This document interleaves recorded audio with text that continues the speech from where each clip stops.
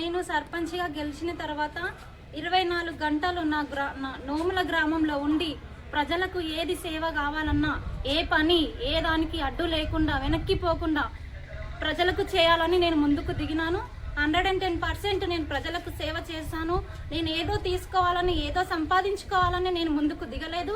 నేను ప్రజలకు సేవ చేస్తా. నోముల గ్రామంలో యూత్కి సంబంధించిన సమస్యలు ఏవైనా ఉన్నా నేను ఖచ్చితంగా ఉండి నెరవేరుస్తాను.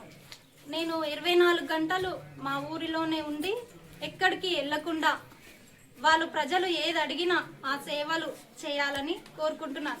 ఫస్ట్ ఆఫ్ ఆల్ సర్పంచ్ అంటే చేయాల్సిన పనులు చాలా ఉంటాయి. కార్లలో తిరగడం, ఖద్దరు షర్ట్లు వేసుకొని తిరగడం, ఈ పట్టు చీరలు కట్టుకొని తిరగడం అలా కాదు. నేను ప్రజలకు సేవ చేయాలి. ప్రతి ఇంటికి వెళ్ళి నేను వాళ్ళ కోరికలు, వాళ్ళకు ఏమేమి సమస్యలు ఉన్నాయని అడగాలి. వాళ్ళ బాధలు ఏంటివి అనేవి తెలుసుకొని చేయాలని నేను ముందుకు తిరిగిన. నా ఊరు ఇదే. నా పెళ్లి అయ్యి 15 ఏళ్ళు అవుతుంది. నేను ఎక్కడికి వెళ్ళలేదు. ఈ 15 ఏళ్ల నుంచి నేను ఈ ఊర్లోనే, ఈ విలేజ్లోనే ఉన్నాను.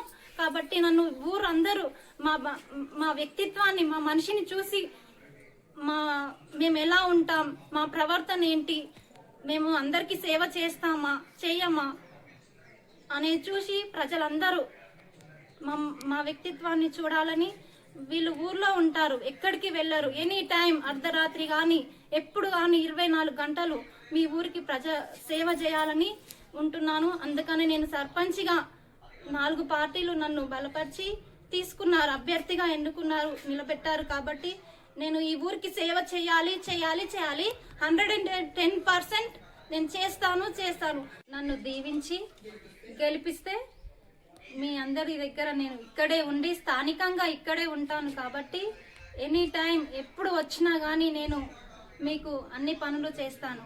కాబట్టి నన్ను అందరూ జీవించి కత్తెర గుర్తుకు ఓటు వేసి గెలిపించాలని నా యొక్క మనవి.